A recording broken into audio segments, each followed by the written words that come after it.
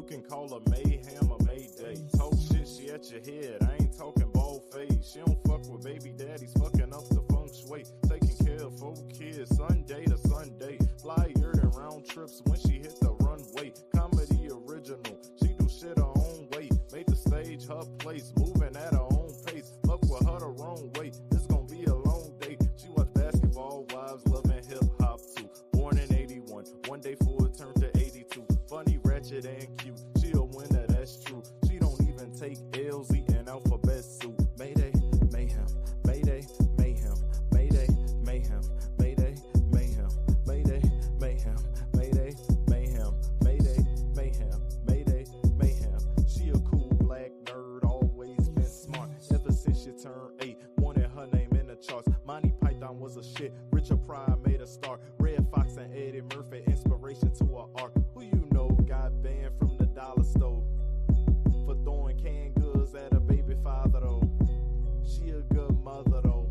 She ain't worried about laughs cause she gon' get a lot of those. Showtime at the Apollo dope. And she paint the perfect picture telling stories up in all the jokes. You don't really want the drama, bro. Cause Mabel cool, Mayday nice, Mayday want all the smoke. Mayday, mayhem, Mayday, mayhem, Mayday, mayhem, Mayday, mayhem, Mayday, mayhem, Mayday, mayhem, Mayday, mayhem.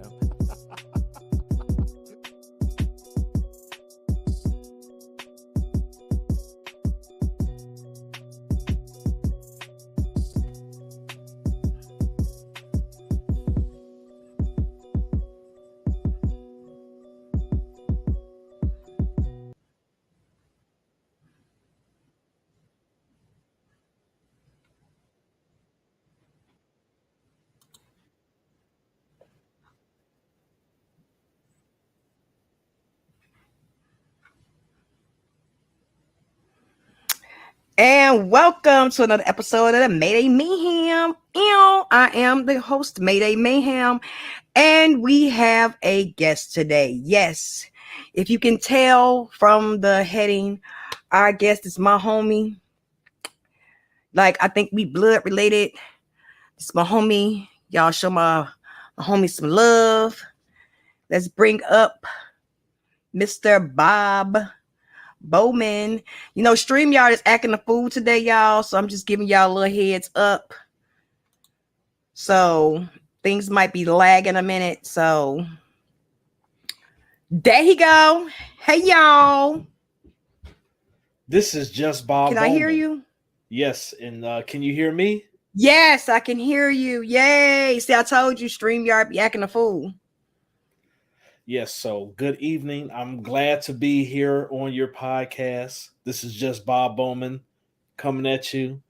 I usually do videos on my own, but when you invited me onto your platform, I had no choice but to come up because I have such respect for what you're trying to do and what you're doing. Thank you so much, Just Bob Bowman. Now, tell us more about what do you do on your channel, and don't forget to drop down in your channel. Drop down your channel. Okay. My channel, I pretty much and it's just Bob Bowman, and I talk about like it first started. Let me start with how it first started. It first started with me just giving a testimonial for when I went on a trip to the Dominican Republic. And this was August of 2022 last year.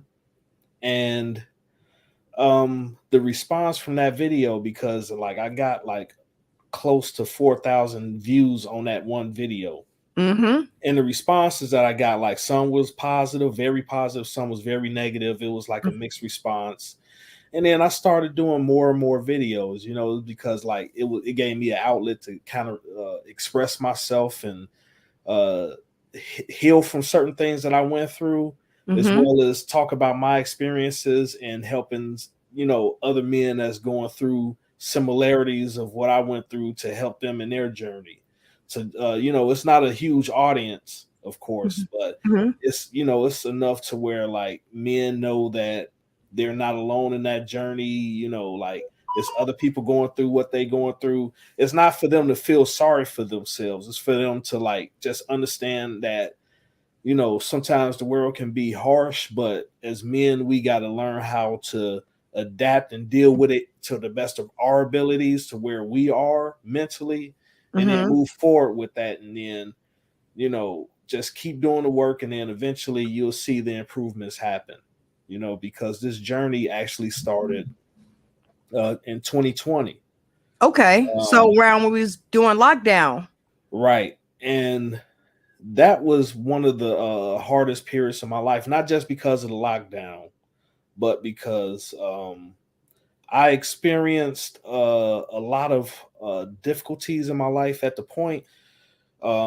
At that point, like I went through physical rehabilitation for Mm-hmm. 4 months and chiropractic therapy because I have a disability with my lower back and my legs.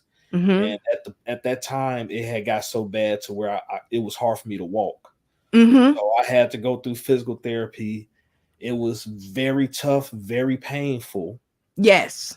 and also I was going through financial hardships at the Mm-hmm. same time, and also I was going through difficulties with certain intermediate family members, and Mm-hmm. also socially, I had went through like I went through something that was I wouldn't wish upon anybody socially. Like I was totally ostracized from certain groups of individuals, and you know, but it's nothing that I feel bad about. It was something that needed to happen for me to grow.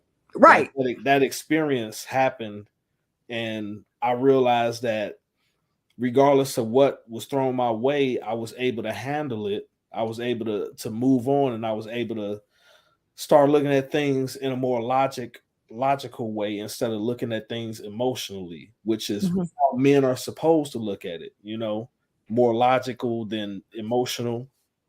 And I made decisions that, you know, helped me get to the point to where I'm at now, where I'm in a much better place. Like I'm better mentally, physically, spiritually, emotionally.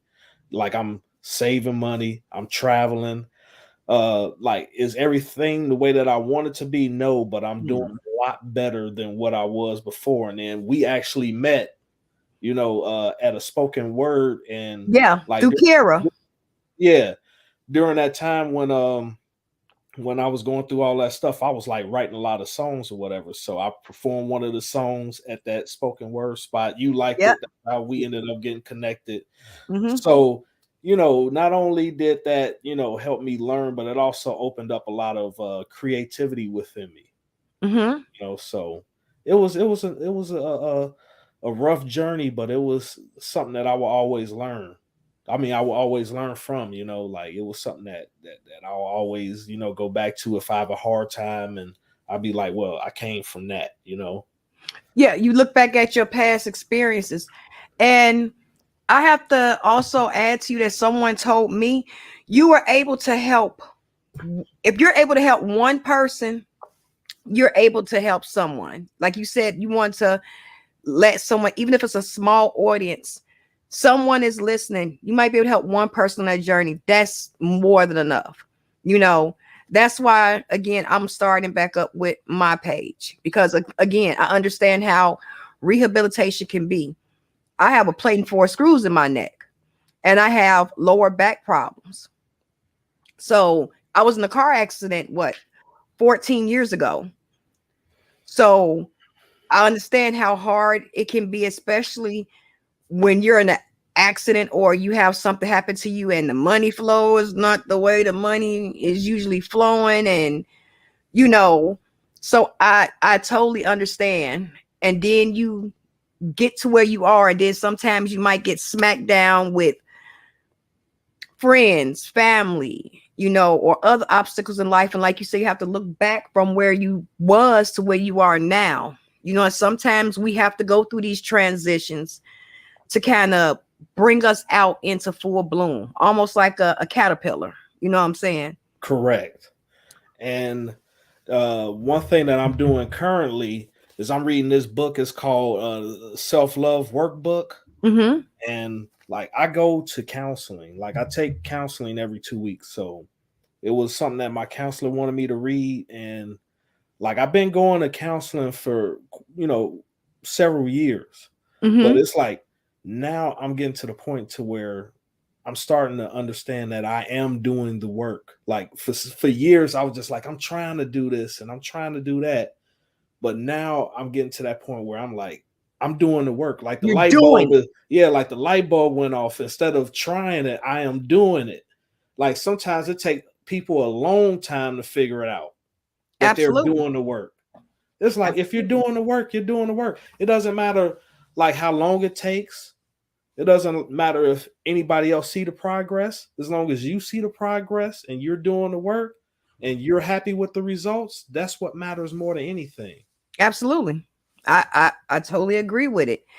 And especially in the Black community, we don't talk about counseling and going to seek help to talk about, you know, problems or issues that, you know, we may have, you know, and like you said, this is also, you know, a outlet, you know, to help heal others and, you know, let other people know that you're not alone in this journey. You know what I'm saying? So Right. I applaud you for that with your channel. Right. And what And is the name of your channel? It's just Bowman? just Bob Bowman. Just That's Bob it. Bowman. Okay. But I also wanted to say that that I have been a part of the manosphere once I started, but I want to let the women audience know that I am not against women. I'm not hating on women or anything like that. It's just that as men, we have to focus on ourselves first. You know Okay. what I'm saying? So we can heal. Like I Yes. know it's a lot of, you know, red pill talk out there where they just Mhm. like bashing the women, like blaming women for every single thing. And I'm like, men have to stop blaming women for okay, yes, women are at fault at things, you know. Yes, I'm not gonna lie But and say we're not at fault at some things, but we're not at fault at everything. But I agree exactly. with you. But we as men, we have to look at ourselves and ask ourselves, how did we get into that bad situation? Is because we made some bad decisions along that journey ourselves, and until we take Absolutely. accountability for ourselves, it's not going to change. You Females, know, women also. We have to take accountability for the bad decisions that we have made. You know what I'm saying? I cannot say that, oh, it's his fault 100% that I'm in that situation. No, I kind of did take part of that situation by making this decision. And we see so many red flags and we still just go past them, you know. But again, everyone has to be responsible for their decision in every circumstance. You know what I'm saying? You just can't blame it all on one person, because in certain circumstances, it all wasn't one person that did it. You know what I'm saying? So correct. I absolutely agree with that. Yeah, and you know, on this journey, getting away from certain individuals, anybody that I felt was throwing a lot of negative energy towards me or trying to pressure me into doing things that I wasn't comfortable with doing, like getting away from those type of people in that type of environment, like I'm like it has really helped me like to just find out who I am as a person outside of material possessions or, you know, accomplishments. Like, Yep. who am I? What's my character? What's my likes and dislikes? Like, who am I? Like, what type of people do I like to be around? What type of people I like to avoid? You Yep. know, how to handle certain situations, you know? Yep. Like like I lived in the city the majority of my life, and like the past 2 years I've been living in the suburbs, and to like it totally changed the way how I interact with individuals now that I live outside the city, because I used to be so uptight and so, you know, alert, ready to, you know, for anything to happen. And you know, I don't have to do all that. You know, Mm-hmm. I could kind of like, I don't like, I'm not gonna let my guard 100% down, but I get a chance to relax a little bit. I get a chance to allow my mind to unwind instead of constantly worried about like who's gonna do this to me or what's gonna happen to me here. You know, so it's been a very good, healthy healing process that I've been going through. Long as you're healing healthy in your mind, your body, and spiritually, that's the only thing that matters, you know. And again, a lot of people don't understand that that's fixing yourself. You know what I'm saying? That's literally fixing yourself. Right. Because we have to fix ourselves in order to let other people in. You know what I'm saying? Correct. And if you don't fix yourself, all it does is leave you to be a target for other people looking for others to take advantage of. Absolutely. And I know that we're going to talk about this at a later date, but Mm-hmm. like I've had an experience where like I was a part of religious organizations and other type of organizations, and Mm-hmm. like I was struggling financially, but certain individuals, they was like, it doesn't matter if you're struggling financially, you had these obligations to do and you got to do this and do that. And like Mm-mm. I found myself being even more in debt from interacting with these individuals. And then it took a while for me to repair the damage, but I had to take accountability that I allowed these people to take advantage of me because of where I was at and how I felt about myself, and I wasn't comfortable. So it's like there are times when people take advantage of you, do things that's out of your control, but then there's times when uh and I and I've When been you allow gullible. Yeah, people. yeah, because you're gullible and you want to believe that everybody has your best interest at heart, and it's not like that in this Yeah. world, unfortunately. Yeah, I've been a victim of that gullibility too, where you think like, oh, this person has my best interests in heart. They seem so genuine. And then when it comes down to it, like this person is not genuine at all. They had their own interest in mind. You know what I'm saying? So no, I totally get it. I understand. Yeah, and when you find it happening in spots like churches and stuff like Yeah. that, it And, can really like mess with a person's like idea of how all that works, but it's like it's a bad experience, but excuse me. mm-mm, It was a you're good. bad experience, but it kind of helped me with understanding that like I have to have certain boundaries within myself at all times and in all spaces. I can't get too Absolutely. comfortable just because these are church folk. Nope. Like no, like it's some No. like okay, like I didn't share this with you, Okay. but like at one point I was an ordained minister. All right. And when I went through my motions and everything, and after I had got my license to be an ordained minister, like I got hit up on Facebook by like these old men who were like pastors who were trying to like hit on me. Yeah, Like, like like hit on me, like like like I can help you move up if you do this and this and that. Yeah, you playing. I believe you, but you playing, right? I believe you, but no. it's real. I It's believe real. it. I believe it. I used to be into church until that was in my younger years. And I understand exactly what you're saying until I started looking around and it was more like a fashion show. Right. I thought we were supposed to be here to praise the Lord, and I started seeing more hypocritical things going on. It was more for the money, the money, the money. And I'm like, I'm not going to give you my last $10 that I have to get to work.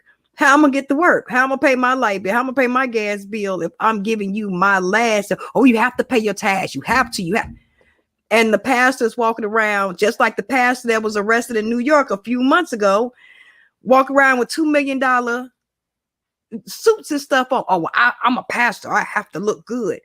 No one said you didn't have to look good, but why do you have $2 million worth of jewelry on you? Yeah, I'm Right. not saying it was that much, but you had a substantial amount of jewelry on you when you're supposed to be for the meek and weary. You know what I'm saying? And it's like there It are just some hurt me off.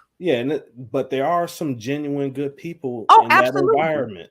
That's the Absolutely. crazy thing to me because I'm like, you know, like they have to see what's going on, but I had to kind of chalk it up as these people have a relationship with God to the point to where they they can be comfortable being around a bunch of weeds and they're and they are wheat, like the wheat and the tares. Like Yes. they know they're about around a bunch of tares, but they know that they're wheat and they're growing in that environment in a way that they need to.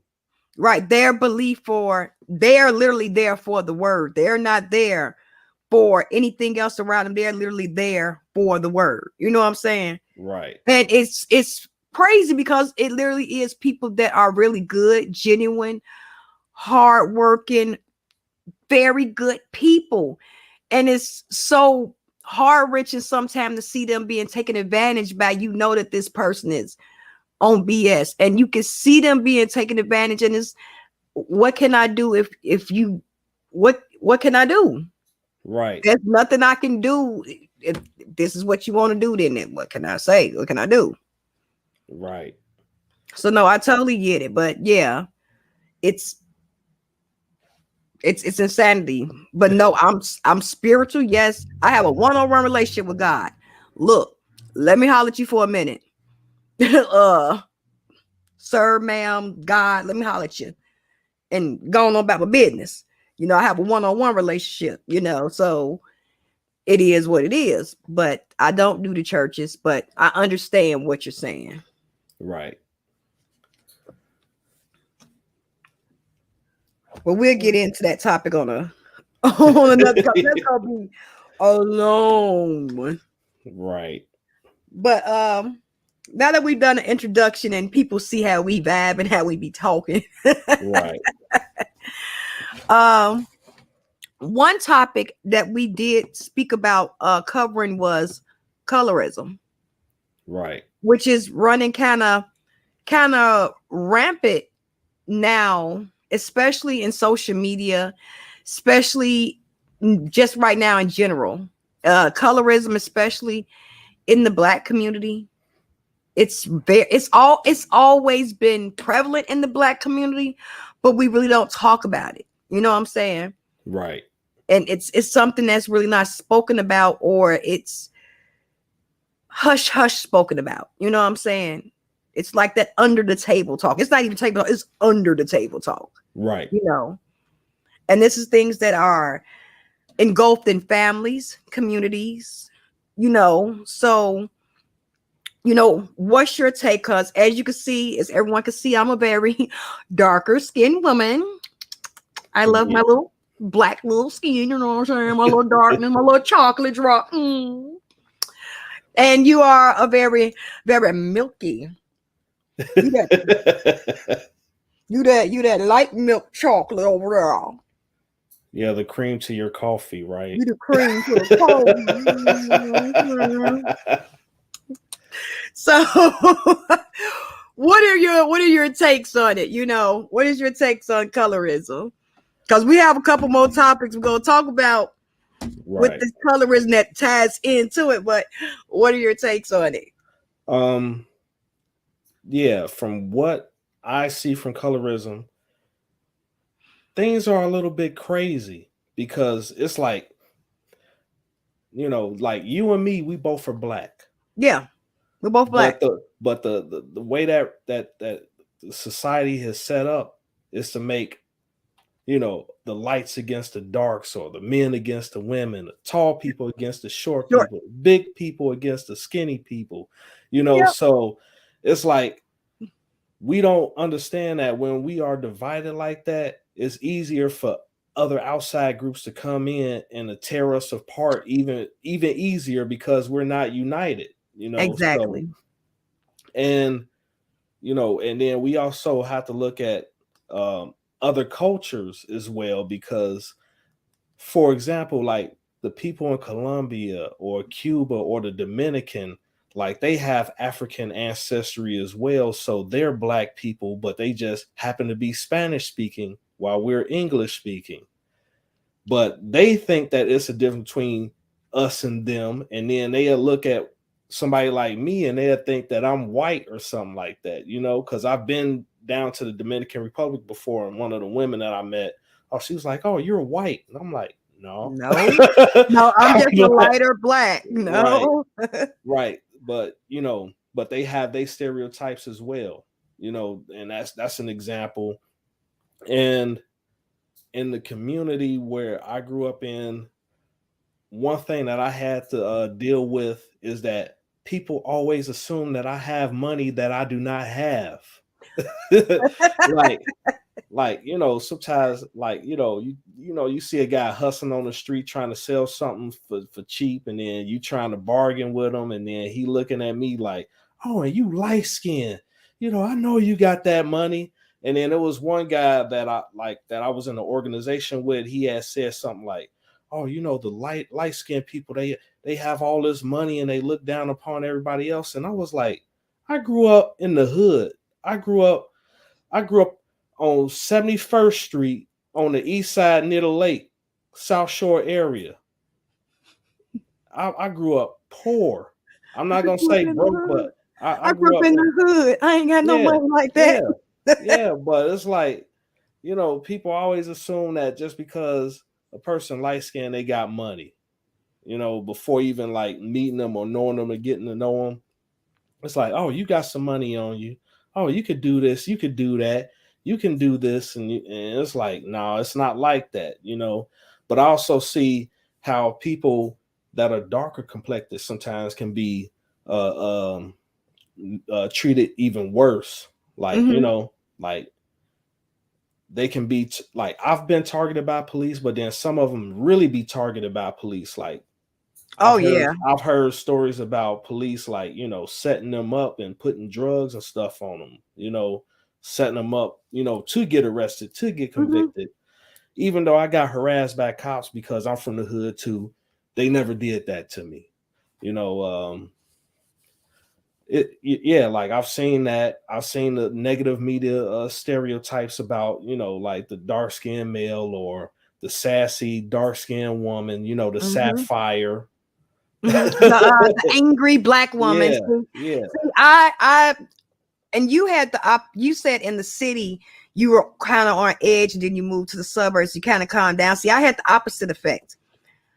I was okay in the city, and I got kind of on the edge when I moved because I'm in they still consider this the suburbs, but I don't, because I'm like 5 seconds from Chicago. So, but still, it's considered the suburb. It's very quiet where I stay. It's really quiet. And it's not really that many black people.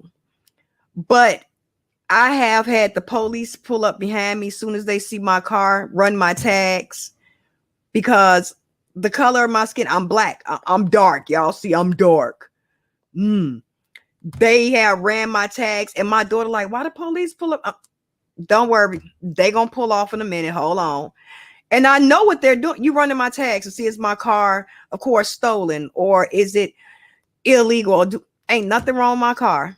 I have been into stores where I have bought items, and people behind me, because the color of my skin, think, oh, I bet she has a link card. I bet she has an EBT card. And I'm looking at these mofos like, what? Like, I pull out that little blue card. Not that EBT card, that little checking account card, and pay for my items and walk on over to my big old truck. And they're the ones pulling out a link card, EBT card. So I'm looking like, I literally get stereotyped like that. I really do. Like, and it's all because I'm a darker color. I have to learn this. This is something I had to learn, because how dark I am. I have to be very cautious, even on how loud I am. I have to be cautious. Even when I'm angered, I have to watch my anger level, because you know me. I'm very animated. I'm very loud. You've seen me out in public. Right. I'm animated. I'm loud. I'm all over the place. That's just me. How I am right now. This is how I am in person. I'm all over the place. But someone that doesn't know me, she's an angry black woman. Oh, she's gonna tear up the place. So I have to I have been in situations where I was so angry where I should have torn up the place, but I had to keep my composure, quiet myself down, because if I raise my voice above a whisper, I'm going to be compared to the angry black woman. She's mad. She's angry. Look at her. That's just like their kind. You know what I'm saying? And it's all because I'm a darker complexion. Right. And I You, get it. you know, Like, so I have to be very careful when I'm in public, especially when I'm at places. How if I get angry, I literally will shut down, be quiet, and walk away. Because if that button is pushed, somebody gonna have to call the lawyer. Just call the lawyer and get that little blue card out. It should be enough on there to get me out. Should be enough. But it's I have to be very careful. Now my daughters are of a lighter complexion like you. They're a lighter hue. So they don't get as much of the backlash, like I would try to call it, as I do. Maybe one of them do because she's kind of a darker complexion as me. But the other three, they don't get it like me and her. And it's only because of the complexion. And even when I go to the schools, when I first started going to the schools, they didn't believe that I was my kid's mother. Right. They didn't believe it. They was like, where's the mom? I'm like, here I am. Hi. And their father is black. He's just of a lighter skin, just like you. Right. He's just light skinned. And they just took after him. I can't help that. Right. But I wanted to piggyback on, encounters with the police. Like, yes, please. Like, believe it or not, I've been harassed because of the color of my skin within the community. Now, it was a point, and let me explain. It was a time in my life when I used to like cut all my hair off and rock a baldy, right? Okay. And I would have like, I'll be driving and I have my friend in the passenger side. He'll be a darker complexion and, be doing this thing. And then the police will pull us over because they figuring that, oh, why is this guy hanging out with this guy? And he looked like this and he looked like that. And they looking at me like, oh, he's possibly in the neighborhood to buy drugs. Because they own something. They're finna rob someone. They're on something. Yeah, because you had a friend that was of my hue. Right, but but they looking at me like I'm possibly buying drugs or an accomplice to something. Yep. So I get stopped for that. And when I was going to college, and I was at a university, and it was a college that had mostly international students. And not only was I black, but I was also older. So sometimes I would be in study halls or places that people would sit down and read or study or whatever. Right. And I've had security called on me. Why? Because I was black and I was older. And they like, what is this guy doing here? Yeah. Like I've had to deal with that more than once at the college that I was at. And I'm not gonna give that college name out, but no, we ain't giving them no shine. Yeah, but I remember one time I got I got ID by the security. Then the security like escorted me to the class and then waited outside the door to make sure that I belonged at the class that I was at. And I'm like, why in the hell would I go pick this certain this certain class and just chill here for over an hour to and then pick up all this stuff and I'm not supposed to be there, like, and this was like after 5. This was an evening class. So this is what I decided to do: just come and just pick a random class to go in and sit in and just chill and take notes. That's so stupid. And I was irritated because I had just got off of work because I used to do security downtown and I hated my job. So once I had finished with my job and I was exhausted and I had to go in and deal with that, I was like, man, this is terrible, and but it kind of just it helped me understand, just how blessed I was to be in the opportunity to go to college. Absolutely. And to go to the college that I went to, because it's like, hey, people like me are going to be around and they're going to have to learn how to deal with it and accept it, because absolutely, I've made mistakes in my past, but I was like, I'm not going to allow anybody to take any opportunity that I have away from me to better my life, because I was determined to move away from doing the type of work that I was doing to doing something better. I wanted to be more productive in life. I didn't want to just, stay stagnant. And I wasn't going to let this discrimination, deter me from doing what I needed to do. I eventually graduated. I got my bachelor's from that college. So, it was just an unfortunate incident, but, what Black people as a whole need to understand is that whether dark or light, we all go through, discrimination, and we all deal with colorism, and absolutely, and it can also tie into dating. And I know that you was gonna hit on that point. There you go. See, see, that's why we be going. See? But I want to give you an opportunity to, we vibing. I'm with you. No, but I want to give you an opportunity first to talk about your dating experience as far as colorism before I go into mine, because even though we are two totally different individuals, I think that we have similar experiences once we hear both of our stories.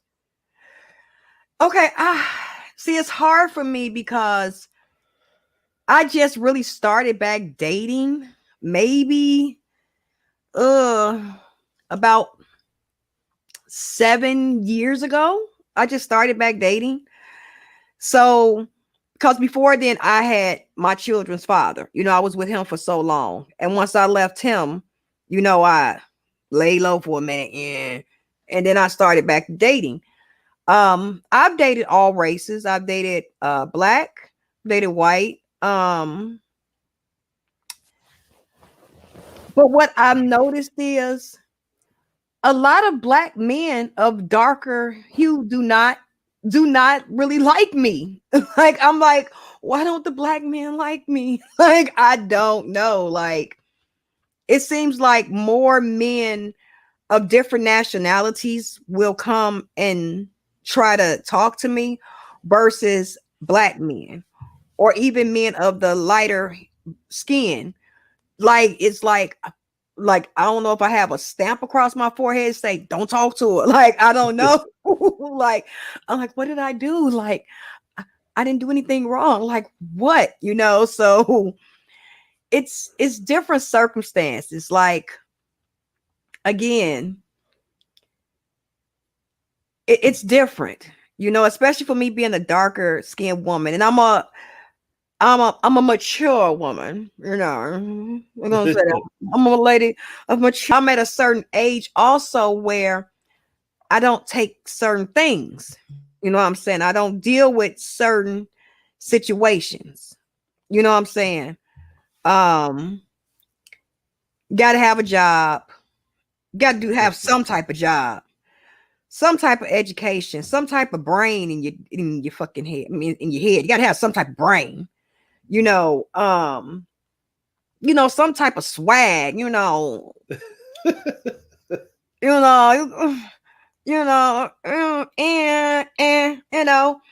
down with the short kings. Ain't nothing wrong with the short kings.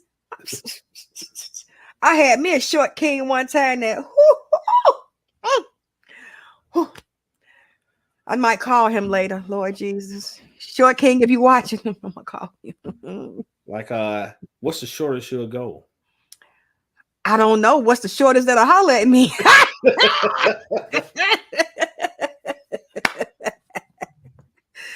No, but like I see this stigma, like, oh, he gotta be 6'5", and girl, stop. Ain't nobody trying to have neck aches. No. I am not trying to be no. You right here, hi boo, or you right here, hey boo. I'll lift your ass up. Come here. Look, anything that stopped my neck from hurting, the shorter you is, the better for me, to be honest. I ain't gonna even lie to you. I live. You ain't hurting my neck. You not hurting my neck. So, but honestly, to all jokes aside, height doesn't matter. How a person treats you, how a person treats themselves Because if they don't love themselves, if they don't treat themselves right, how are they going to treat you? You know what I'm saying? Right. Things of that nature. You know, you have to look for those things. But again, when it comes to far as the darkness, nah. She ain't getting no play from the black men. But what are your experience? Oof, that was a lot to digest. I told you. But you know, like I've had conversations with my father about this because he grew up. Well, I'm not gonna say he grew up, but he was an adult around the time of the DeBarge and Prince era. Okay, yeah, my mom too. And he's of light tone like myself, so he was able to like reap the benefits of being so-called end, you know, like when the being light-skinned brothers was yeah, in. right. Like I came up, I was coming up around like after post New Jack City era, you know. Oh, well, Wesley Snipes made the black. Yeah. Well, Wesley Snipes made the dark-skinned brothers back now. Right.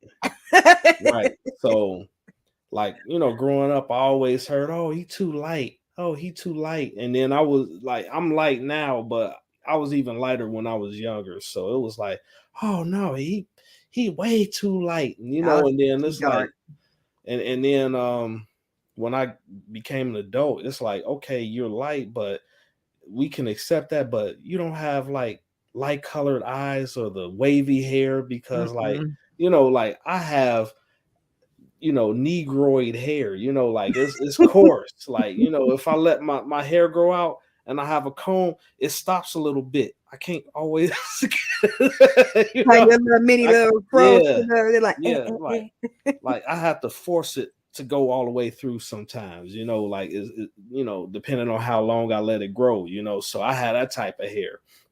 So, you know, I had that going on, and you know, and then if you know the whole height thing does come to play, or you know, like me, I act like myself. I'm not trying to be like, oh, you know, smooth and swagged out. Like I'm just me. Right. But some women do not appreciate that. They like, oh, you know, he ain't thug enough. He ain't this or he ain't that. And it's like, man, why would you want a thug? You know, and I've like, look, I've seen guys that made less money than me get some of the nicest looking women, and I'll be like, what am I doing wrong? Like I'm working, I got my own place, you know, I'm not, you know, hurting or harming anybody, you know, I'm doing the best that I can. Like, and they with these guys, and most of them don't want to work, or they out there selling drugs and stuff like that, but they deal with that. And you know, so I'm looking at it like, man, you know, and then I try to, you know, go out and talk, and I'm not gonna lie, like I have a certain preference. Like as far as skin tone, I don't care about that. Like I'd date somebody from the darkest to the lightest, you know, so skin tone doesn't matter to me. Like, and I've dated plus size women, but I do have a limitation with that.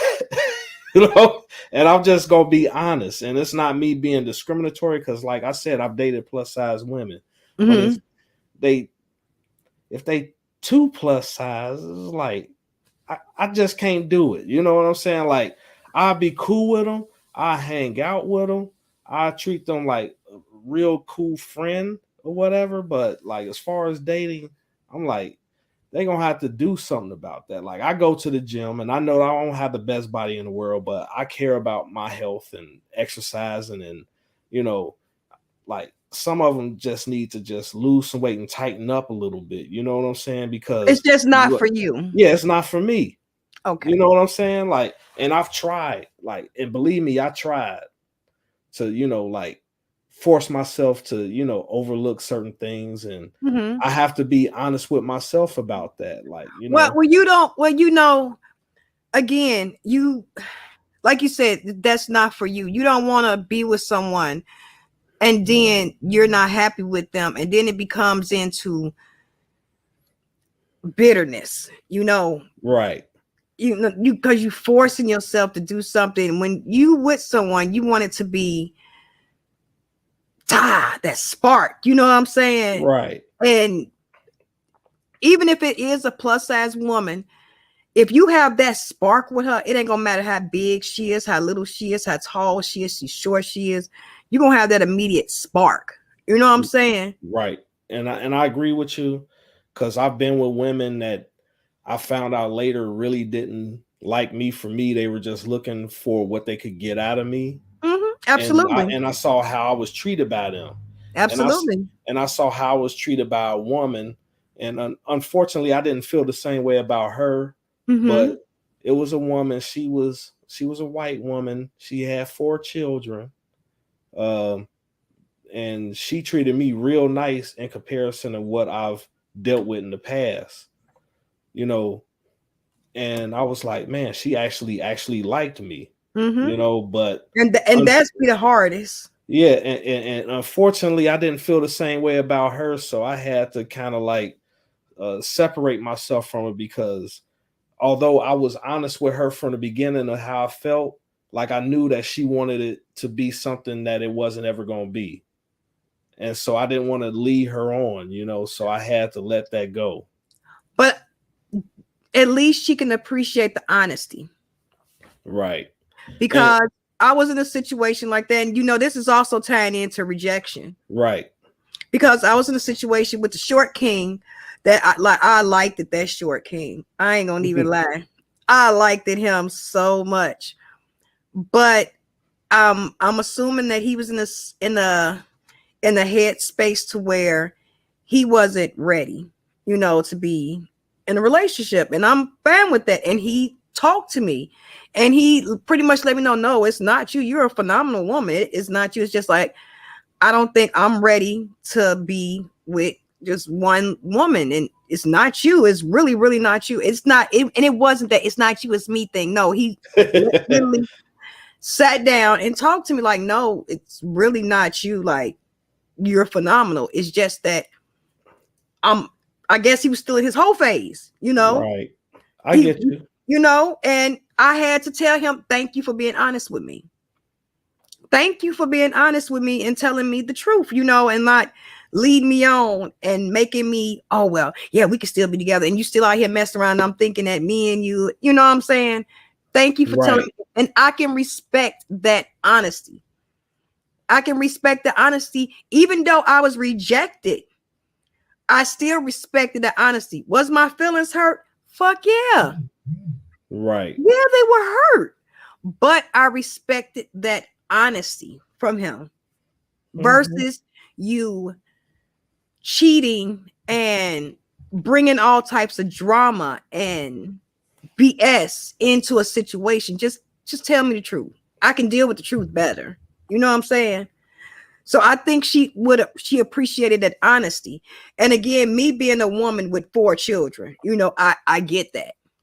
Right. I mean, and I knew that it hurt her feelings, but shoot, like I'm like at this point in my life, I'm like, even though I know that I'm gonna hurt some people's feelings, even if it's unintentional, but at the same time, I get my feelings hurt damn near every day. So it's like it's a part of life. We have to suck up that rejection sometimes and just keep moving forward. Like as far as the rejection and the colorism and how that plays in it, and my experience, like when I talked about what I went through 3 years ago, and before I talk about this one, I want to talk about, it was this one lady that I actually really liked, and I wouldn't have mind, like progressing things with her. But it was like around that time, she wanted to get married. Like, she was 30 years old. At the time I was 38, but I was hiding the fact that I was going through a health issue and financial issues with her. And even though I wanted to take it further, I knew that it wasn't the right time for me. And plus, I used to be married, so I got divorced back in 2017. So I still wasn't really fully healed from my failed marriage. I was going through all that other type of stuff that I was talking about. And like, I really wanted to take it there with her, but I knew that if I would have, she wanted to get intimate with me. But I knew if I would have got intimate with her, she would have been expecting like something that I wasn't ready for. So I didn't allow myself to take it to that point. Okay. And sometimes I feel bad about it because I'm like, man, like maybe it could have worked if I would have just went along with it. But well, and you said, if I'm not mistaken, you said you didn't disclose to her. yeah, I didn't disclose to her Why that I was didn't you? having. Why didn't you? If you looking back on that, I was ashamed. I was embarrassed. Like, I was embarrassed about my health issues, and I was embarrassed about my financial issues at the time. Okay. Like, I was a part of an organization, and I don't want to give the organization out. Okay. But it's like an Absolutely. organization that's all about success and having prestige and having a certain image, and I was at the time I was doing my best to live up to that image, and I was failing at it, and I didn't know how to like fully deal with that. You know what I'm saying? Like, and she's a nice person. Like, I reached out to her a couple of days ago, like via text, and like she's doing okay, but like she's one person I'm like, man, I would have liked to have seen where things could have progressed, but it just wasn't the right time. It wasn't the right time. And absolutely. And even the one guy, he even told me, like, if this was like maybe 3 or 4 years ago, like, we probably would have been married. Like we probably would have been together. Like, it just was the wrong timing. It was the wrong timing. And I completely understand that. And again, like, to even piggyback with the colorism, to answer your other question, yeah, I was always told I was too dark. So that was the main, like, reason. Like, both of my kids' fathers like your skin color. They're your hue. Okay. They're very light. They're very fair skinned. None. I can honestly say I've only had maybe 2.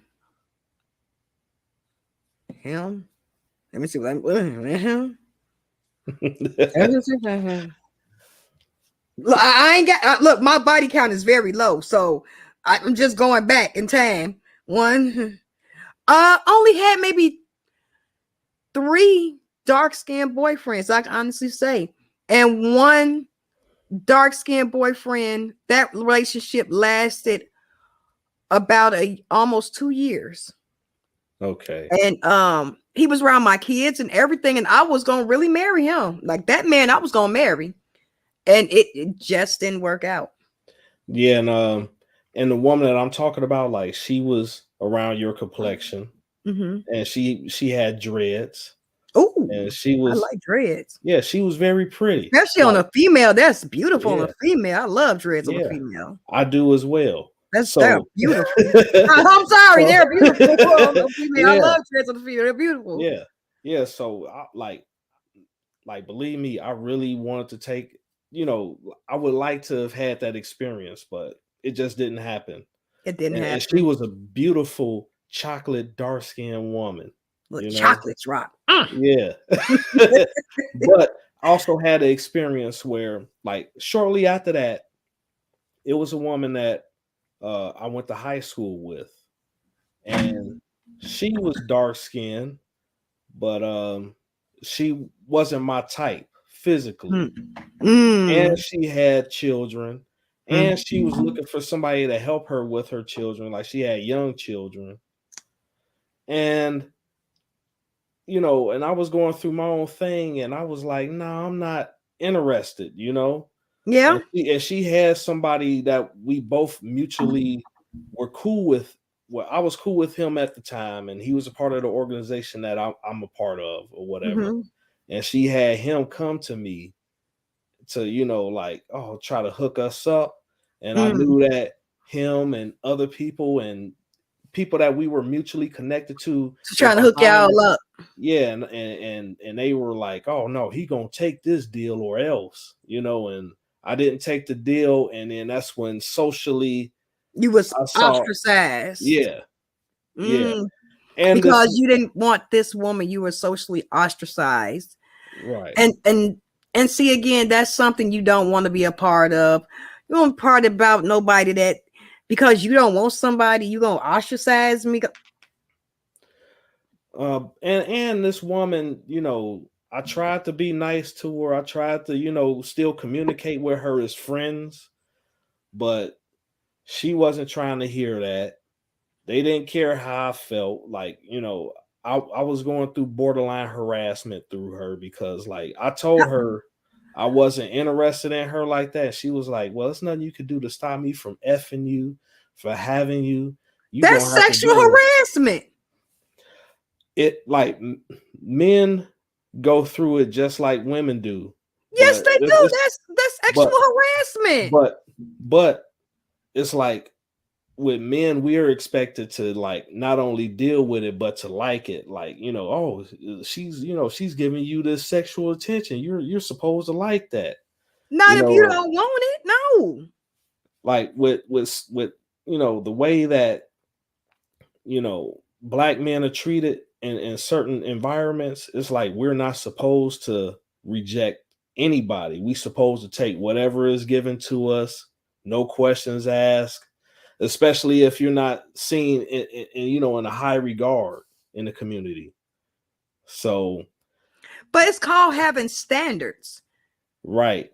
Like, if this person does not fit my standards, why would I want, again, that's putting me in a situation to be with somebody that I'm in the end going to end up hating, going to have a really bad disregard against, that I'm going to have real hatred for you in the end, because, for one, I don't even like you. I agree with you. It's almost like a forced marriage. I don't even like you. You making me do something. I don't even like you. I'm going to end up cheating on you. I'm going to end up doing all, and then that's where all the dirty stuff comes in. I'm going to end up cheating on you. I'm going to end up talking to you like crazy, because why? For one, I don't even like you. So I don't even have that respect for you that I would have respect if I liked you and I loved you. It would be totally different. You making me do something. Oh, I can make you take this. What? Okay. Where's my book? Sexual. What's your name, ma'am? Jennifer. Yeah. Jennifer said she was going to take my male body parts if I did not give it to. No, we're going to write you up, ma'am. Ticket you. And that, I'm sorry you had to go through that. It's not funny, but I'm sorry you had to go through that. That's disrespectful.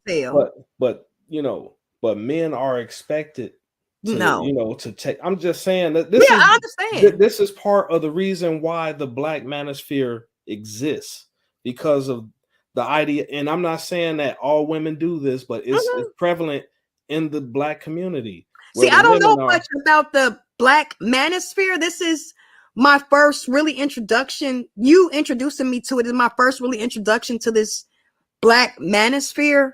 I've heard of it. I don't know much about it, but I know about it, through, watching, little videos, but I'm sure you heard of Kevin Samuels. Yeah, of course I know.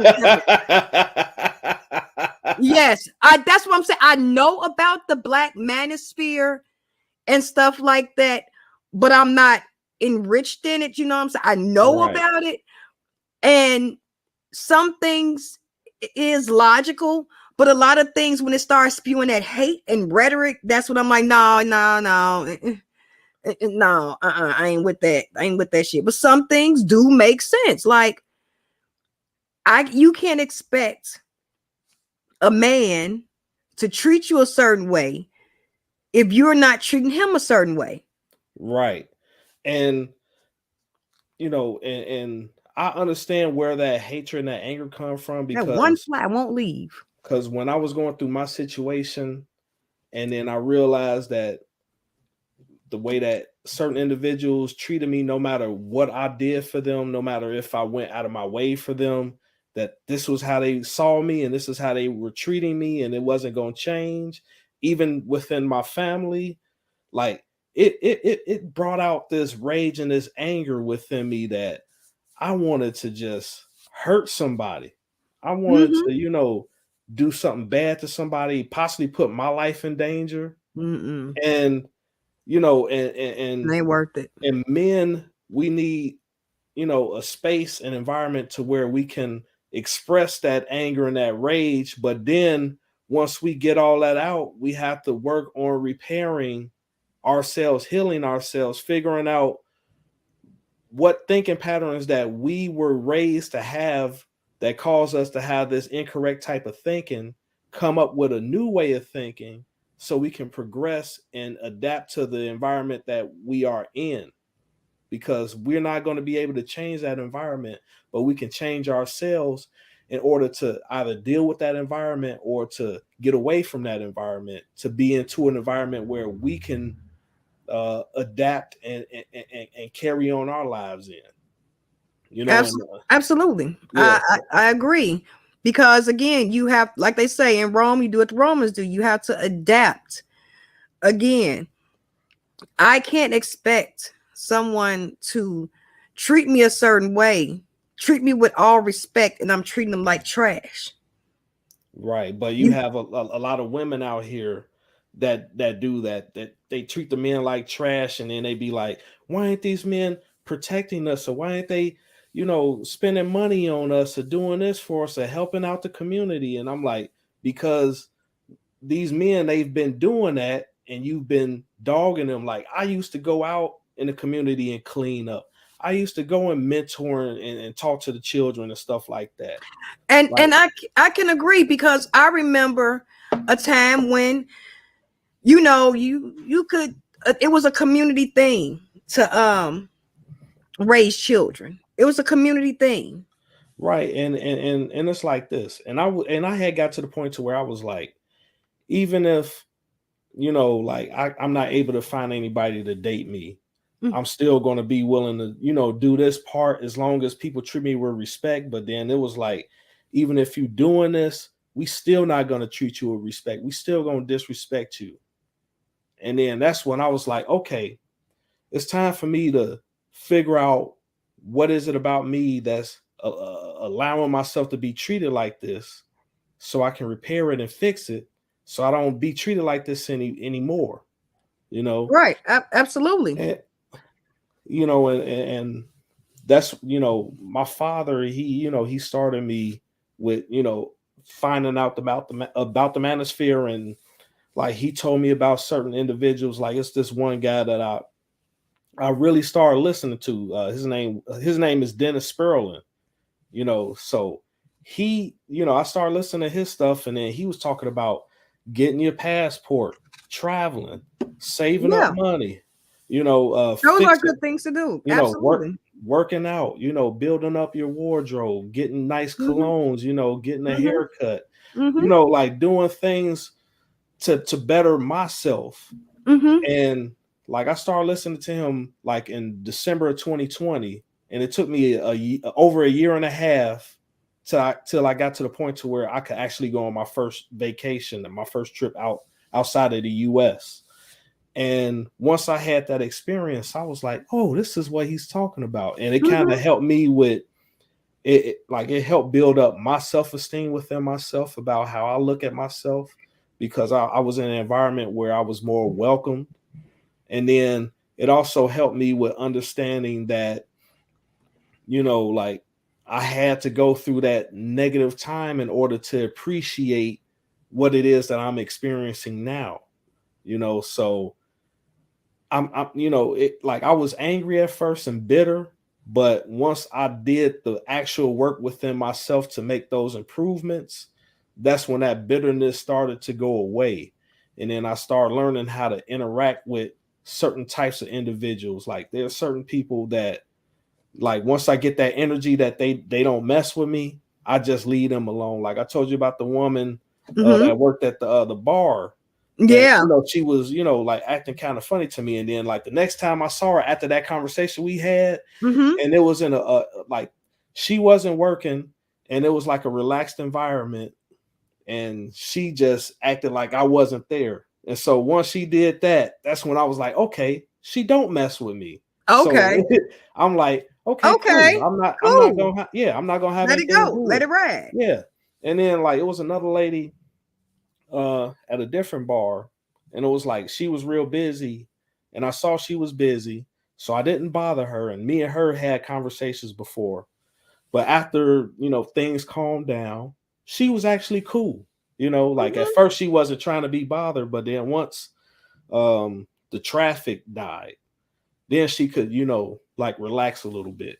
But that's how it is with work. Like when you're working and you got so much stuff that's going on, you got to focus on what it is, because at the end of the day you got to feed yourself and pay your bills. Yep.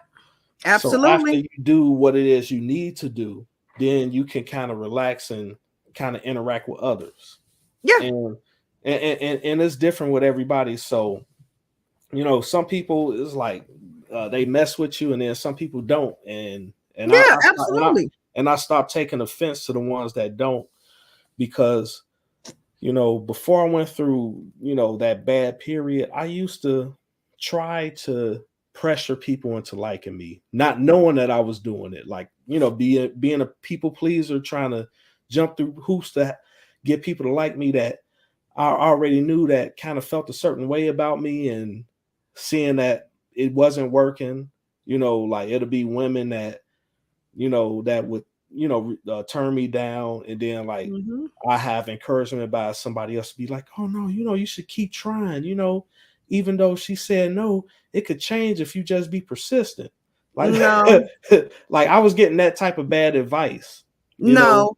If she said no, just and then again, them vibes when females kind of like you know what I'm saying? And if she Right, said no, just leave her alone. Okay, fine, right, being persistent, that you almost giving off creepy vibes. Like, right, no, leave her alone. She want me, okay, fine.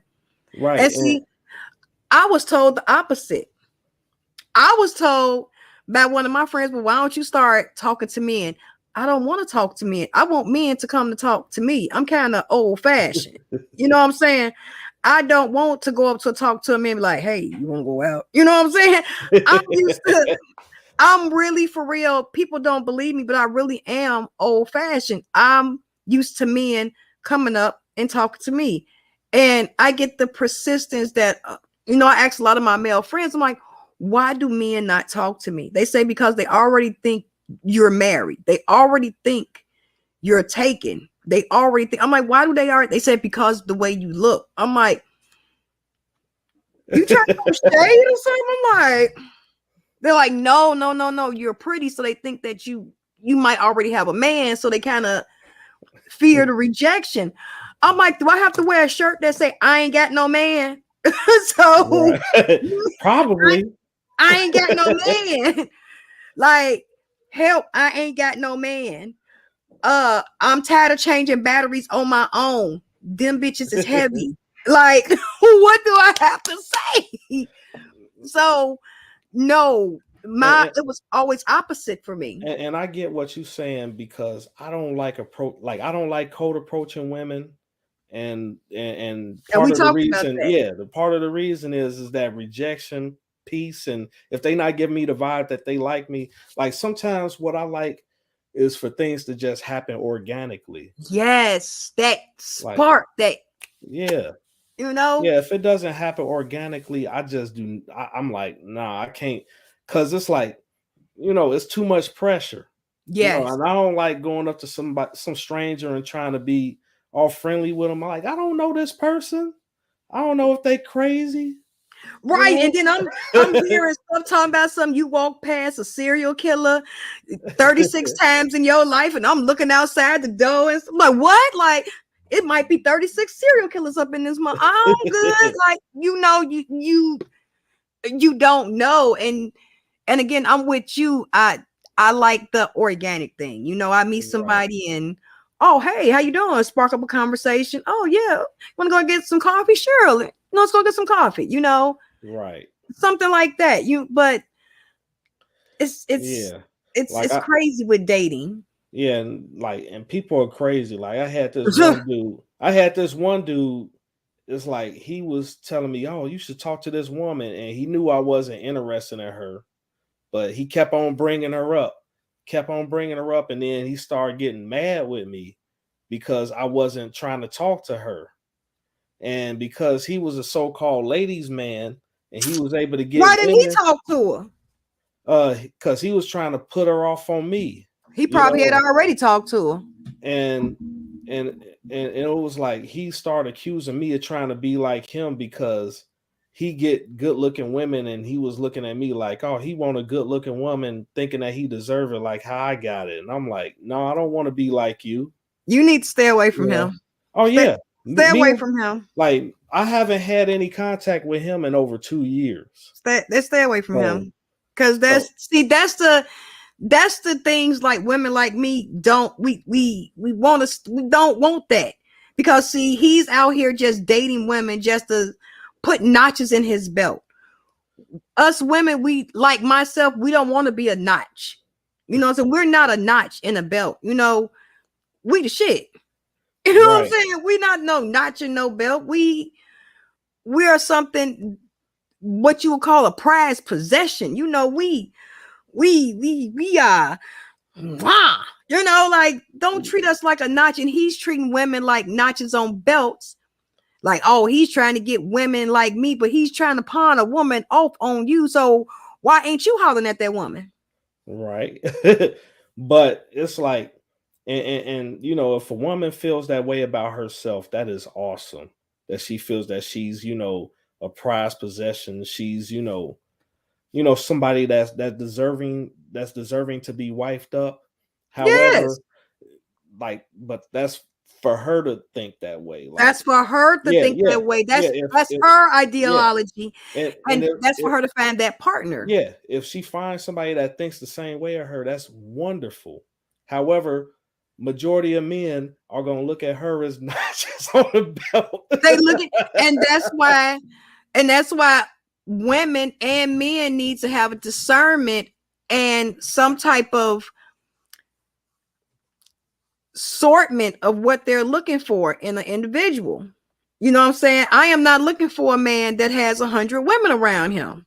Right. You know, I am not looking for a man that, well, I don't care if you've been married. Okay, so what? Half the population has been married, especially at my age. That means nothing. Okay. Right. Are you divorced? How long have you been divorced?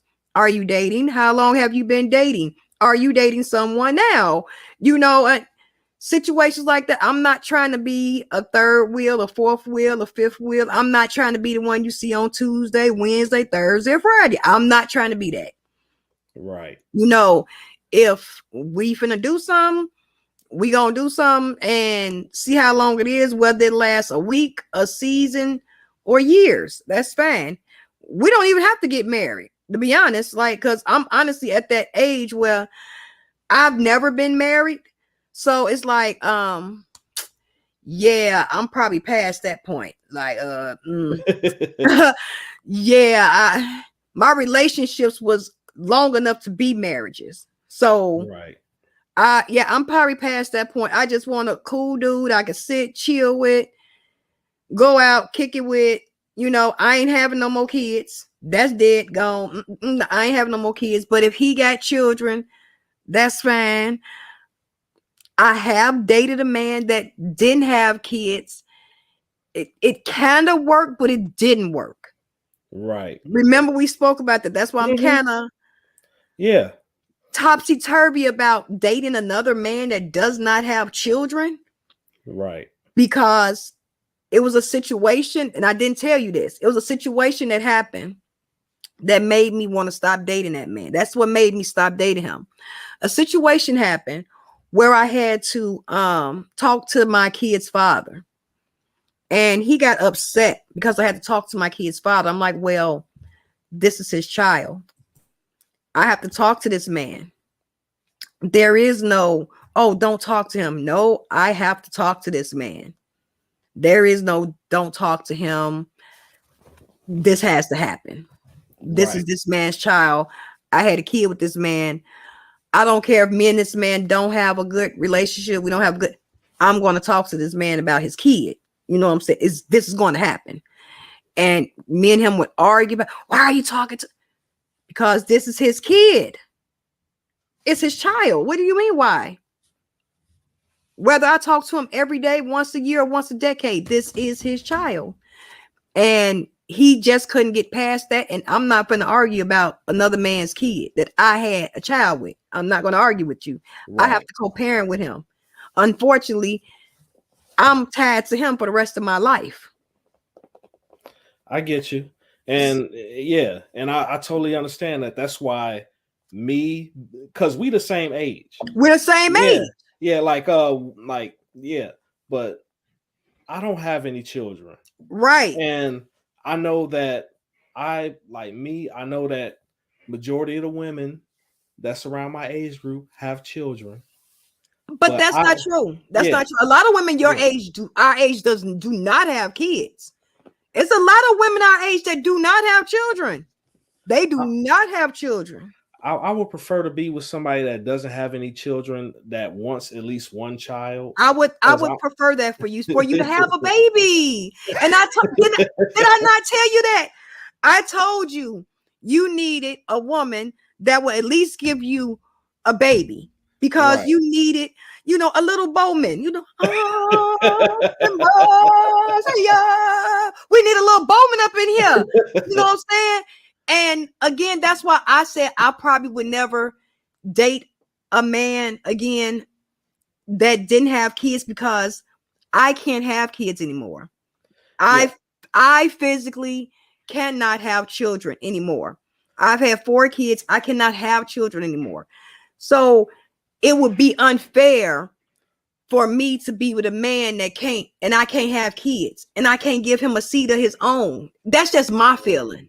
I understand where you're coming from. However, I've unfortunately I've been attracting women that's have children, with different men, or have several children, but they would be looking for somebody that doesn't have any children to help them with those children, without even thinking about giving that child or having the ability to give that man a child. See, no, and to me that's selfish, because again, like I said, I wouldn't be with a man that didn't have kids, because I can't give you a kid. Right. I would want you to be with a woman that at least can give you a child, a seed of your own. You know what I'm saying? At least give you a child. I can't do that. I can't. But there are women out here that'll look at a man like me and be like, they don't. Even if they'll look at me and be like, well, he's attractive enough, even though I'm not what it is that they're looking for. You're very attractive. So don't get it twisted. You fine as hell. Don't play with me. No, but I'm just saying this is how the experience that I've had. Right, absolutely. Because I'm handsome, but I know that I'm not the best looking man in the world. But like I was saying, you have women out here that say, well, he's handsome, but he's not what it is that I'm actually looking for. But I can tolerate him. I don't want to have any children with him, but he doesn't have any children, and he needs to make himself useful. And we can, use him as help. And we can say, hey, he's helping out the community, helping this woman out with her 4 children that the dads are deadbeats, And so I've had individuals come at me with that proposition, and I would recommend you not. No. Highly recommend you not having a woman like that. Now, if you did find a woman and she had 1 or 2 kids and y'all settled down and she had a child by you, it's nothing wrong with that. You know what I'm saying? Ain't nothing wrong with that. Right. She had 1 or 2 kids and y'all get together and she have a kid with you and y'all get married or whatever situation be, and there's no baby daddy drama and all the other BS. That would be fine. But I understand what you're saying, because yes, I'm a female. We will use men for our own ulterior motives, just like men use women for their own ulterior motives. I'm not gonna lie and say, "Oh no, we would never do that." No, that's a lie. That's a bald faced lie. No, and I want to say this, and I don't want you to take any offense to this. Oh, but absolutely I want to be honest with you. This is completely honest podcast. Because you've explained your situation, would I have sex with you knowing your situation, knowing that I probably wouldn't want to be in a relationship with you, yes, I would. But it would be just that for me. But I know that you're looking for more than that. Right. But you have certain men that know that off the jump, that will lie to you and say, "Oh yeah, I want to be with you," and and then they get the sex and then they just ghost. They dip. Yeah, right. That's why I don't be giving it up. That's why I don't be giving it up. That's why I keep it on clink clink. I keep it on lock. Like, ain't get nothing. You gonna have to work for this. What I gotta do? Work. Work for it. So no, you have some women that'll make a guy work for it, and I give it. Give them, I give it up. I ain't like that. You work for it, I will give it up. But y'all out there listening. But I've had women that had me work for it, and they still didn't give it to me. So they was trifling with it. Yeah. I get up. You work for it, get up. Look, you worked hard for it. Time to get it. Like, come on. It was this one woman, like I helped her move, and it took 10 hours to help her move. And I was sweating, tired. Oh, baby, you would have had a whole cooked meal. You would have had a bubble bath waiting for you with little rose petals in them. Like, what you want? You want some steak, potatoes? Oh, I didn't roast them for you. Here you go. You probably wouldn't even got no nookie. You would have ate and went to sleep. That food gonna put him out, child. That's it. But it's but you have to understand, like, it's a lot of men out here that would do all that just for that, and that's simp behavior. Yeah, that is absolutely. simp behavior. And I had to break myself out of doing that because I was programmed growing up to have that simp behavior because I didn't have my father teaching me the facts of life, you know. And now that I'm older and I'm understanding the isms of life, I'm like, certain things that I'm not gonna do because I understand. And it's like like pimps and politicians and preachers, they're the same thing. Yeah. They understand the isms to a high degree, and they learn where they fit into that category, and they work it to the best of their ability. And it's like me, I understand it, but I also understand that I'm not willing to take advantage of people like that. So I have to find my place in society where I'm comfortable at, which is what I'm doing currently. And it's all good. You know, it's all like, good. It's like, as long as I know that I can go to sleep and be fine with, me knowing I'm not out here lying and taking advantage of people, and I'm doing the best that I can to be a decent individual. That's what matters at the end, and I had to stop allowing like the stereotypes and the colorisms and all that to make me bitter, because I understand that, you have this going on, but not everybody thinks that way. Nope. It's the truth. Just like not all women are just looking for, men that have six figures and have all this and all that. Like, that's not true. Even though it's being perpetuated in social media and in media in general, that's not how everybody thinks. And it's hard to fathom that in my mind, because we've been bombarded with that for so long to where we think that that's how it is. But I'm learning that it's not like that in all cases. And not all women are what you see, and not all men are what you see. Right. Not all women are looking for a man with six figures. It would be nice. I ain't gonna lie. I ain't gonna lie and say it won't be nice. But most women like myself, I'm looking for stability. And I'm not saying, I want a man to just take care of me and pay my bills. No, I pay my own bills. When I say stability, I'm talking mentally, spiritually, intellectually, physically. If I just say I need a hug, give me a fucking hug. That's support. Right. You have so many men out here that some of their girls just need a hug. Just give her a hug. Just give her a hug and she'll be okay. And some women are crying out for just emotional support from men. And again, if men have never had the emotional support, how can they give that emotional support to the women? Correct. I totally agree with you on that. How? And again, women, men need emotional support. If women haven't had that emotional support, how can we give that emotional support to men? We don't even know how to give men the emotional support they need. Just like you said, you were pulled over by the police several times with your friends in the car. That was a scary experience. Again, you as a black man, y'all need emotional support. We as black women, we don't even know how to really emotionally support you. Again, we don't even know the emotional support we need for ourselves. Right. You know what I'm saying? Because we ourselves are broken. I'm not going to say, oh, I am a totally fixed woman. No, I'm also broken too, and picking up the pieces and fixing myself also. Right.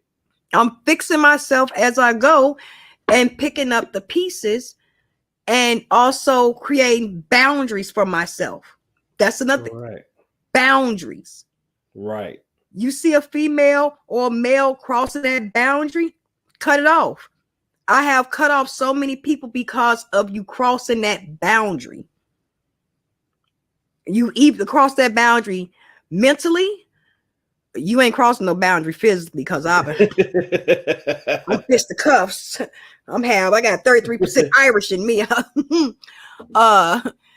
But you've crossed a boundary somewhere down the line, and I can't take it. So let me move away. Let me shuffle this way. I'm not going to cause a ruckus. I'm not going to cause an issue. I'm just going to go over here. You know what I'm saying? Mm-hmm. So you just have to be aware, and we have to train ourselves like that. Right. And speaking of boundaries, I know that I'm working on mine currently. Mm-hmm. And and unfortunately, when I was younger, I didn't understand other people's boundaries, and I crossed other people's boundaries Mm-hmm. without knowing that I did. Mm-hmm. But now that I'm older and I'm learning about how important boundaries is, not only for myself but for others, Mm-hmm. is that I'm doing my best to fix that. And Mm-hmm. like it's because there's so many people that I wish that I could reach out to and apologize for certain instances where I did that. And it could have been like, me playing around with somebody that didn't want to be played with, me trying to persistently talk to somebody that wasn't interested in me. Mm-hmm. What they Me, call doing too much. yeah, like, But yeah, you didn't mean it. You right, really didn't mean it. You didn't mean it. right. But it's like when you don't understand boundaries and you don't understand how people work. Like that one guy that I showed on my last YouTube video, the Mm-hmm. Rashid or Rashad, Rashad, yeah, with yeah, the with the with the grape and grape, all that. yeah, Yeah, with the grape. like that like if you don't understand boundaries, you turn into a person like that. Yeah. You know? His mother even had to come out and speak on that. His mother Right, came out and spoke on that. So again, boundaries have to be set in, even in our everyday life. We have to set boundaries with our friends. We have to set boundaries in our everyday settings. We just have to set boundaries. right, You have to. If you don't, people will run over you. And I had to learn that again the hard way. I didn't set boundaries, so I was ran over. So I'm like, okay, boundaries have been set. No, we ain't doing no more running over here. No, the boundaries have been set, and you can go on about your business. right. And that's You how I know, am now. yeah. I've been like that now for about maybe 8-9 years. Like, no, boundaries have been set. We're not going to do that no more. We're done with that. No, we're completely done. Right. And I'm also getting to that point where I like, now that I understand where I messed up at, I'm Mm-hmm. also learned like sometimes people can forgive you, but if they don't want to be bothered with you after having an experience with you, because it could be traumatizing to that person. Exactly. And if it bothers them so much just to be around your presence after you've crossed the boundary, sometimes you just have to accept that they don't want to be around you after that. I can forgive you, but I don't have to forget what you did, but I can just leave you alone. Right. And and it goes the other way too.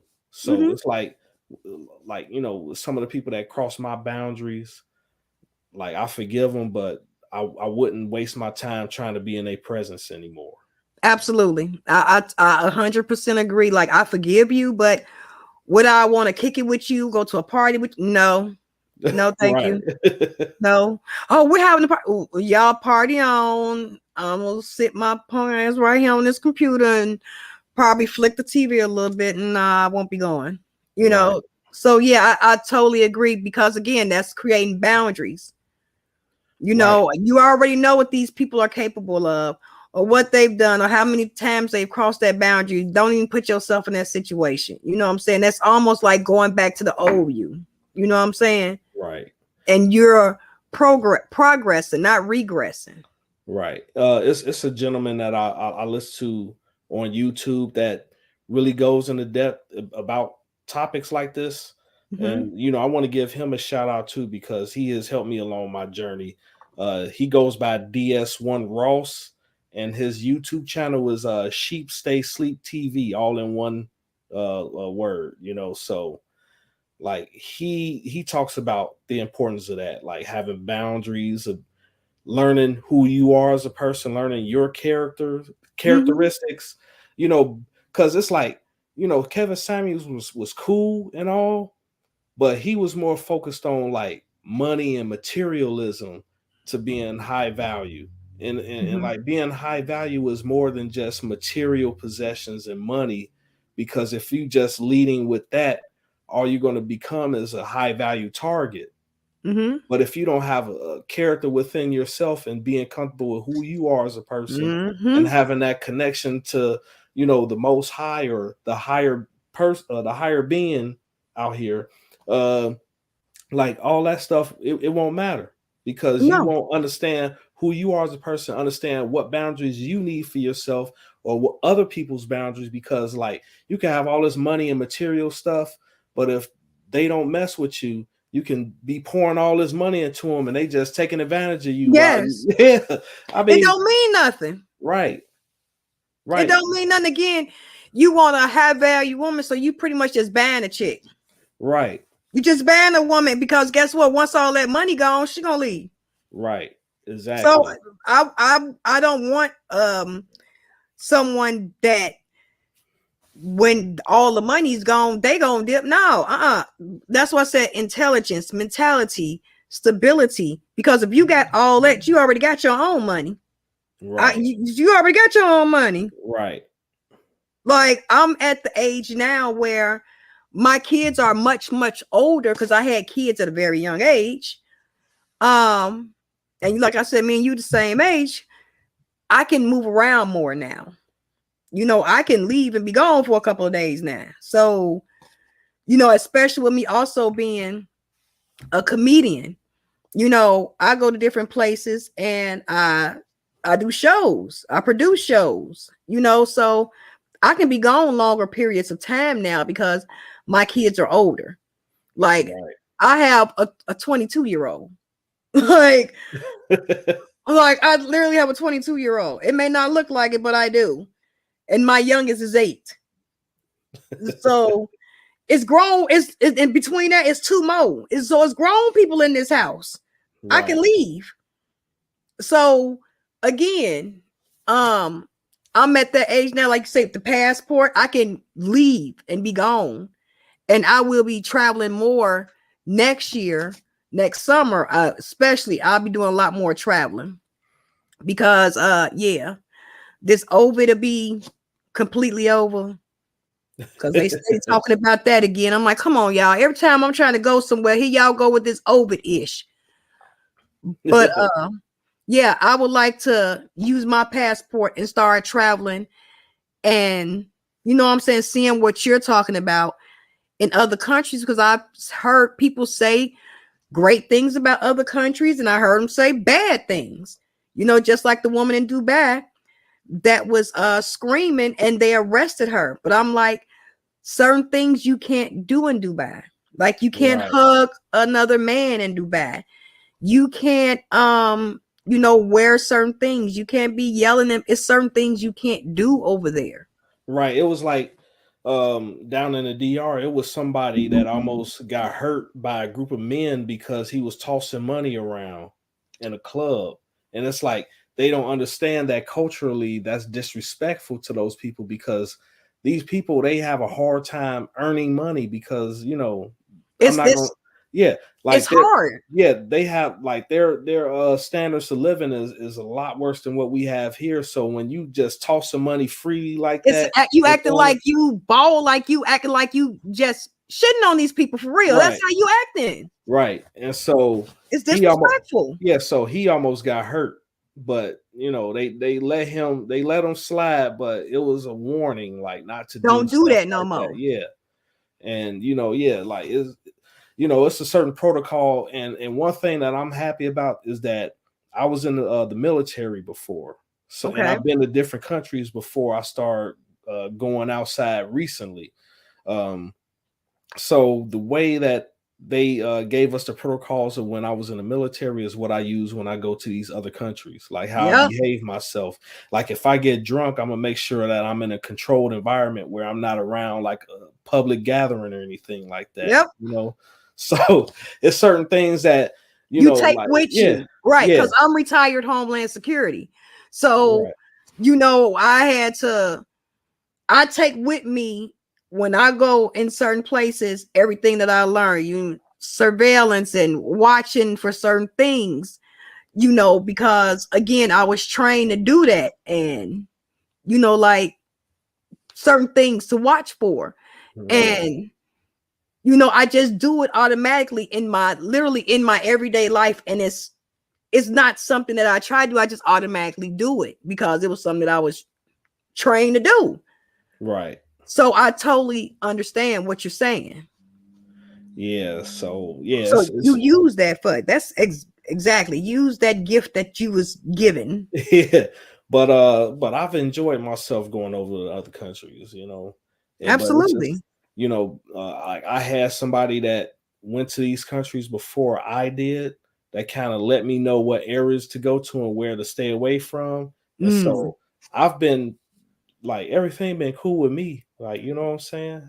That's look. As long as you here, you safe, you Right. healthy. That's all that matter to me. You safe, you healthy, you happy, you here, you okay. That's all that matters. Like you're all right, Yeah, and and you're learning. So yeah. that's also the most important thing. And I've dated, you know, a couple of the women there, and Okay. you know, they nice people. I'm I not was just going. gonna ask, like, how are they? Were they nice Yeah, or? they nice people, you know. But I like, one thing that I had to learn the hard way is that because of the type of environment that it is and how hard it is to earn money there. Like some of them are looking for that help to help Mm, them get through. got And you. if you not really like looking to help anybody in that type of environment, or say for instance you are willing to help them, like they still gonna have they still gonna be in panic mode, to where it's like they don't know if you actually gonna help them or not. If you tell them you having some issues over here, they only gonna be concerned about you helping them instead of what it is you're going through. You know what I'm Got you. saying? Got you. Got you. I understand what you're saying. So Like, yeah, understand. I got yeah. you. Yeah, so I had to kind of cool down on that, and just like right now I'm more of a go with the flow. If I find somebody here in the States, You like will. I like It's like if I find somebody, you will. shoot, I might find somebody overseas, but I'm open to that. Yeah, That's you what open. You gonna find somebody on this earth. yeah. Or if I just end up being somebody that's, you know, Cool. that's cool without in a relationship, and just live my life being single and being a free agent, I'm fine with that too. Yeah, I'm pretty much at that point too. Like, if I find somebody that's cool that I can settle down with, like I'm not even trying to. You know, some women have that. Oh, I have to get married. I have to get married now. That shit that passed with me. Look, I'm done with that little marriage fever. That's over with. I'm not looking for that. If I do get married, I've been engaged 3 times. Wait. 1, 2, 3. No, 4 times. I've been engaged 4 times. Um, if I do find someone that's cool and that's chill and want to be around my kids, and they got kids and they're a good dad to their kids, then absolutely, I would totally hook up, chill out with them, whatever. Even if I met a man again, like if he didn't have kids and he just cold-heartedly didn't want kids, because I have met some men that said, look, I don't care if you have kids, I just don't want no kids. Because there are a lot of men out here that say, look, I just don't want to have no kids. I get it. Like, it's some that they just don't want to have any kids, but they don't mind being with a woman that have kids, help her take care of her kids, be there for the kids, be there for her, but they personally don't want to have any children. Yeah, I get that, because like there have been times where people ask me if I wanted children, and depending on the environment that I'm in, I would say no. No, but think about it. But I'm saying, like, I would say in that environment, no. But in my heart, you want babies. I want at least one. At least one. That's just me being honest. If I'm being honest, I want at least one. I know you being honest. You want at least one. That's what any man. That's why I said I would probably never be with a man that didn't have kids, because honestly, the only way I could get pregnant it would have to be in vitro. Oh, okay.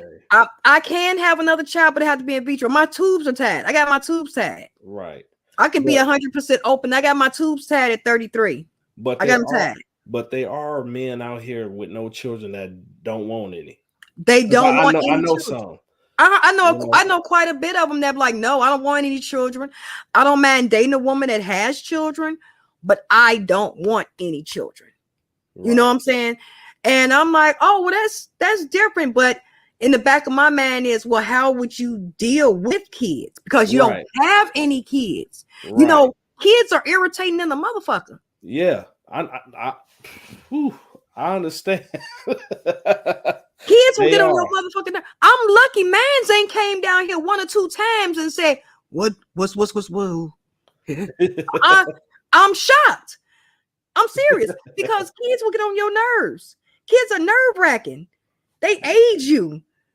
I may look a certain age. I should look younger. The kids age me. Like, seriously. But they're a nice little generational thing to have. They're expensive as hell. But again, it's I would never be with a man. It's just this one fly that just won't leave. I think I done seen him through his whole generation, from a baby to a grown up, and he just won't leave. But no, in all seriousness, I think you deserve a stable man, compassionate woman that's very also career driven, that has some type of intelligence, because you're a very intelligent man. Well, thank you. You're very intelligent. Someone that matches your intellect. Because like I said, you're very smart. Like, I didn't talk to you quite a few times. You're very intelligent. That matches that intellect, matches that spirit, that energy, and I think it will work out for you. Right. Well, I take that as a compliment, because, me, like, I talk to my father all the time, and like, my father is like, you say I'm intelligent. He's like way, way more intelligent than I am. And I'm like, and I would be like very thankful and blessed to get to that level, to where my father is at. Well, you will. Yeah. You will. In time, you will, because we learn from our elders. You know what I'm saying? I talk to my mother sometimes 5-6 hours a day. One day I talked to her like 8 hours, and my mother is in her 70s. Oh, okay. So again, we learn from our elders, and we also learn from our past experiences. You've learned from your past experiences. You've grown from that. So that brings on more, like I said, that intelligence. You learn from it. And then you have your father that's also teaching you man stuff. You know what I'm saying? Right. And you're learning from your experience. Yeah, like, growing up, I didn't have him around. Mm-hmm. And so it's like at this point, like I know that like it's good to have a father around in that growing stage, but there's some men out here that never have that. They Right. never get to experience that. So for me to have it even at an older age, to where like I'm soaking up all this game that he's teaching me, but I'm at the capacity where not only am I listening, but I'm actually able to absorb and understand what he's talking about to the degree that I am. Yeah. I'm able to. So it's Understand it. actually, yeah. So it's actually better for me learning it now. Because if he was teaching me this stuff, younger, it's possible that a lot of it would have went in one ear and out the other until I got older and say, oh, that's what he meant. But now that I'm older and he's giving me all this, and then I'm able to see in real time what it is that he's talking about, I'm very thankful, and like it was the Most High that brought me and him together at this point. Absolutely. See, and you needed that teaching at this time where you could actually retain it and learn from it and keep growing with it with your maturity. You know what I'm saying? So Right. again, that's intelligence. That's intelligence. So again, you learn, you growing it every day. Like I tell my kids, and you learn something every day. I don't care what nobody say. Every day you learn something. You learn something new every day. If you ain't learned something new today, then what did you do today? You ain't learned nothing new? Right. Nothing? Nothing. So again, she's out there just like I know my he is out there somewhere, wherever his ass is. Well, But you mad at him already because he hasn't shown up yet. Like, where he been at? right, where you been at? What took you so long? Do you know the swamp rats I had to go through to find you? Okay, I appreciate you. That's why. Okay, it's because I had to make sure I was going to appreciate you right when I got you, and I'm appreciate you. I appreciate you now. I love you. So yeah, but we have to go through these things so that when we do get that right person, we do show that appreciation. Right. So again, it's like what we talked about before, the caterpillar growing into that butterfly. Right. So we're going to get ready to end this one because we'll be back next Sunday. Yeah. For another way. Man, this was a really good discussion. I'm really happy that we linked up. Yeah, see, God do things. It happens for a reason. Right. Like we literally met at a spoken word while I was doing stand up there with Kira. Yeah. Kira Cayolet. Got to give it out to my homie. Shout out Kira Cayolet. Foodies. I'll put her link in the description box. Fro Foodies.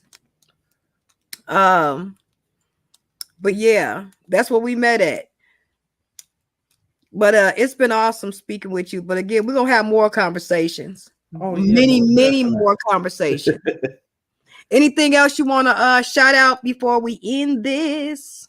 I want to give a shout out to DS1 Ross.